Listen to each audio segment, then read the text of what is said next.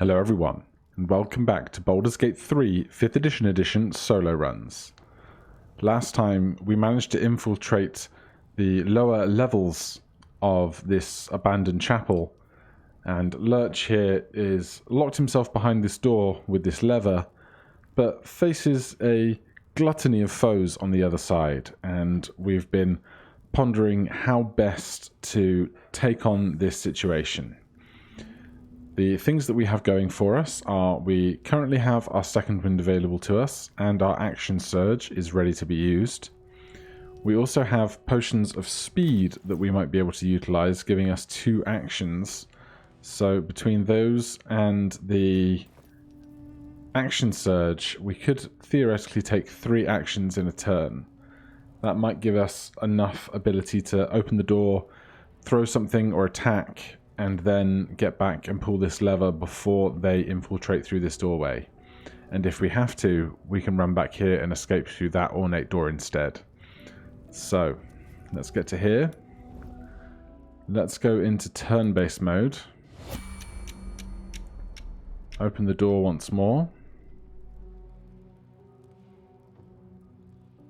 I'm going to guess that this didn't open because we're in turn-based. And now, how are we going to attack through here? They certainly have less health than us, which is good. If we could take out Kefri, presumably a wizard that will use mage armor as their opening action, if we could take them out before they have a chance to do so, I think 8 damage is about the highest amount we can expect to inflict in one round. So I think we're going to start with creates a force that pulls in all nearby unfixed items. If we throw this around here, we might pull in that oil barrel. But we're going to need to move to the side in order to do that. Which means we're going to be in line of all 5 foes, which could be the tricky part. So, let's try, first of all, putting out these 2 sets of candles. That might give us some hope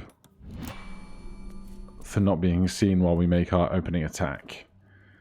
But I'm still not holding out too much hope for this.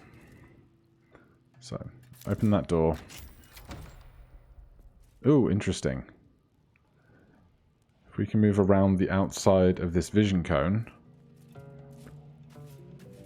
we have a much greater line of sight for throwing stuff now. So if you see, right now that fire barrel, oil barrel rather, is not illuminated here, but if we move up to there, it is.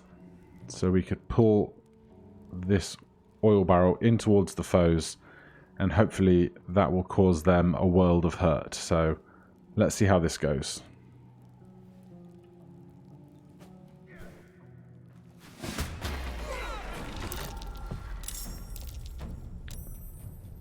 Alright, they are surprised.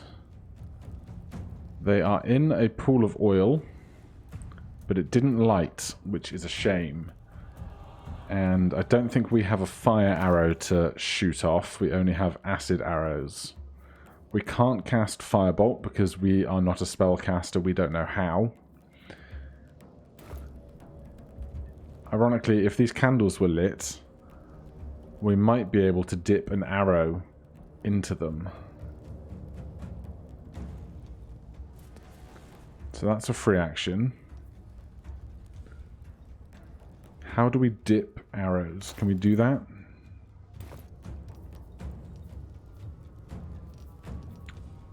Dip. Coat your weapon in something as a bonus action. So let's wield our bow and arrow.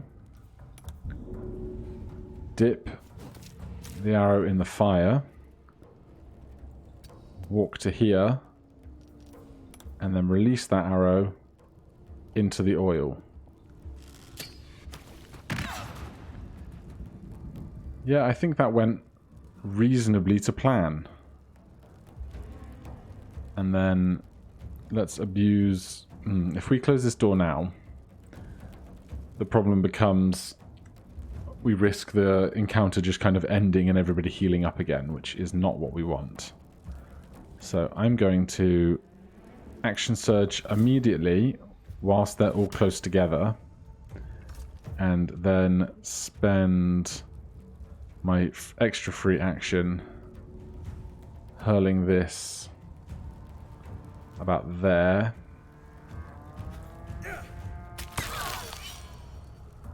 And now they're all bleeding as well. So on fire and bleeding and surprised. Hopefully they will lower their numbers before we have to take our next turn. And let's get out of line of sight as well.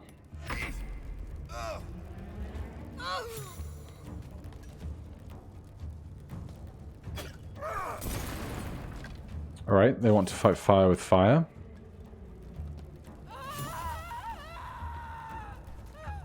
I'd say this is going swimmingly. So who's left where? Hasid is at full health. Then we have Andorn and Torga fighting at the back there. Neither of them currently with status conditions. Both of them certainly worth hurting hard and fast. And for AoE stuff, we have been spending a lot of these bulbs and stuff, but it's better than dying. And then it's just this guy remaining. So it seems that they are wielding just a club. So if we pull back 30 feet and turn, they might have to try and close that gap before they can attack us.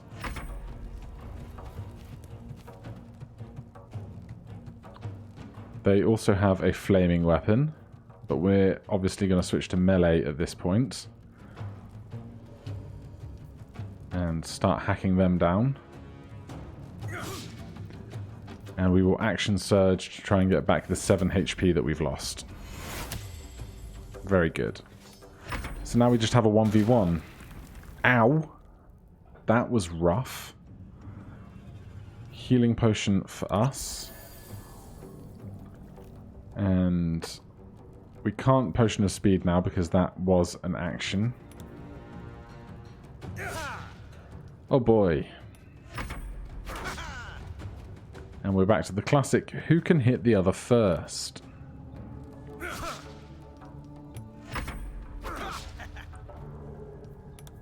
Place your bets, everybody. Who's actually going to hit somebody else before the first? Come on now. Thank you. And another 7 damage, please. Perfect. Well, considering that was a 1v5, I think that went just about as well as could be expected.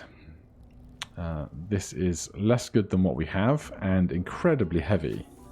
How much of our encumbrance are we spending at the moment? Almost all of it now. So let's sort by weight. And we're probably going to want to drop some of this armor.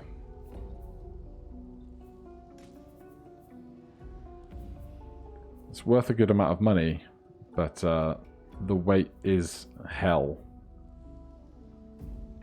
See how we go with that.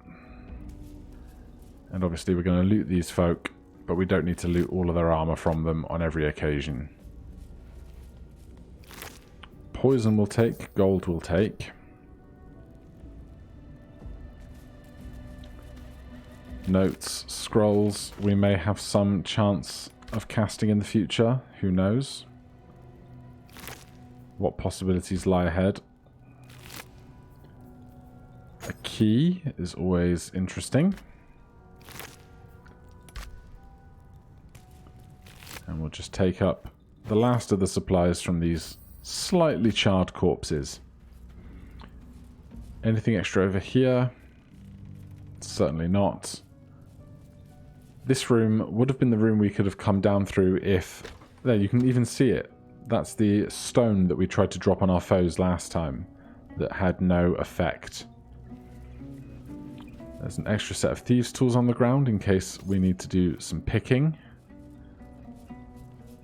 And then I've scoured this room multiple times before and I've never found any treasures of value. Certainly don't need to just take a random candle with us. And more candles. There's the lever for the door that we've just passed by. That would be this one. And so now we have to think about, do we want to go deeper into this dungeon, or is it about time for our first long rest? We do have cheese and bread and water, so we certainly can long rest. We've already spent our 2 short rests, and I do know what is coming in this dungeon, having played it before.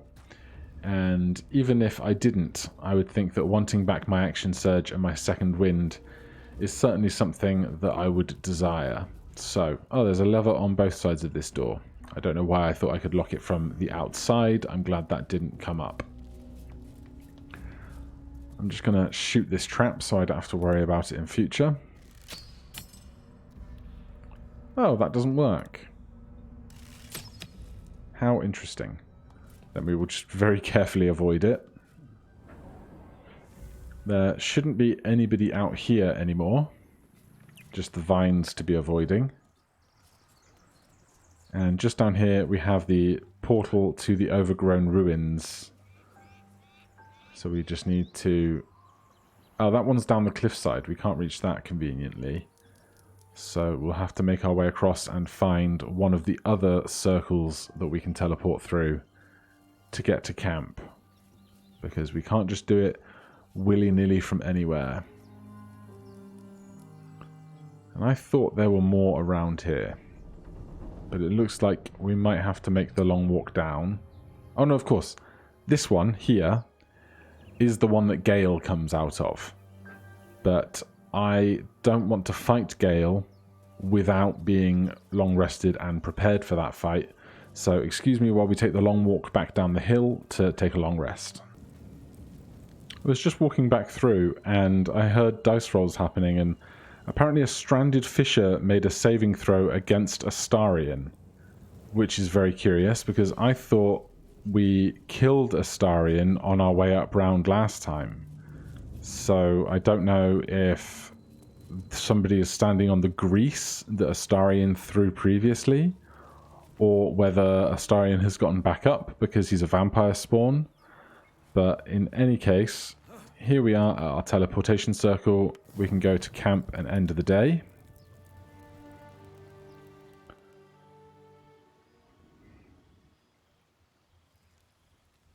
And here we are alone, walking into what we'll call home for the foreseeable future. This seems as good a place as any to make camp.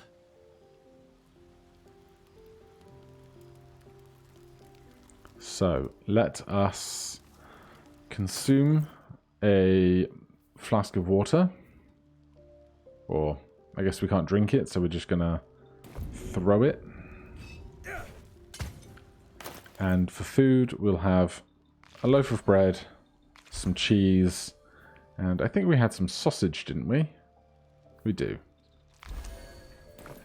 And with a meal in our bellies, we will take a long rest.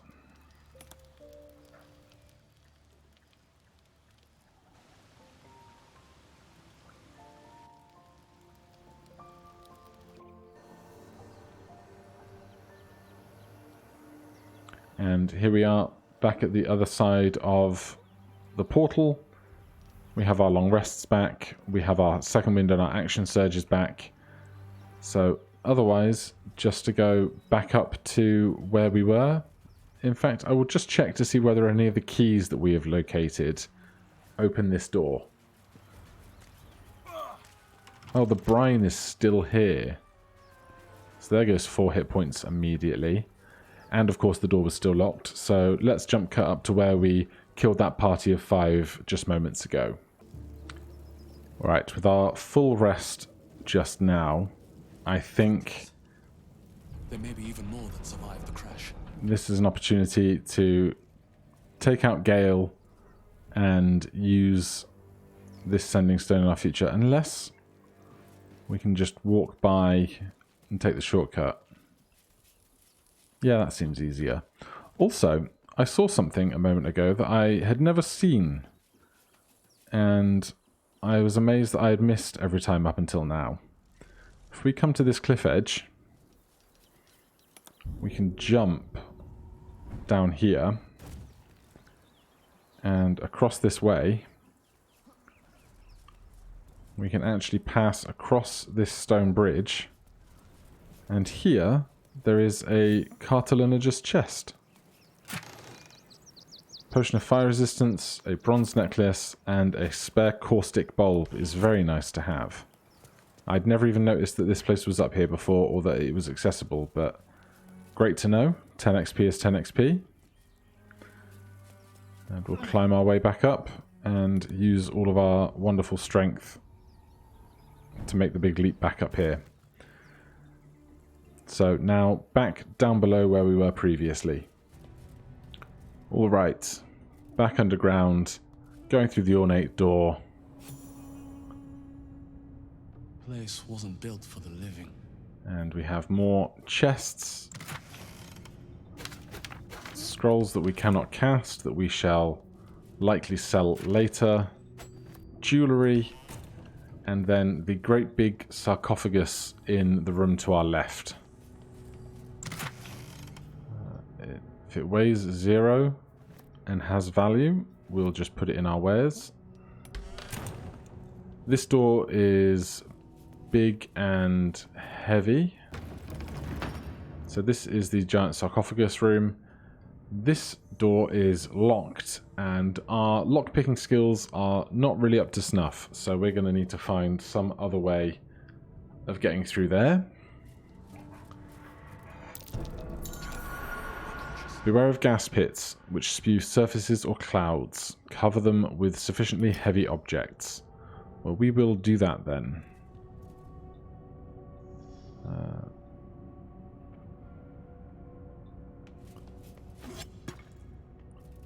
Because what we need is to make sure that we get a safe exit after we've done our exploring. Watch how you go. Halberd.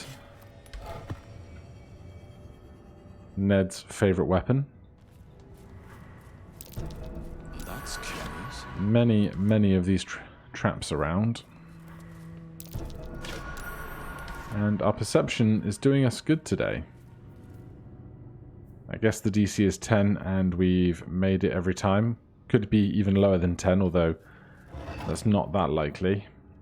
A morning star and a studded shield. I don't think we need either of those. We're carrying so much weight's worth of stuff already.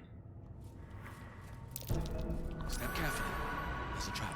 Right, here is the sarcophagus, and inside we have the engraved key, and also the Watcher's Guide. And because we put that trap down here, this is not covered in grease.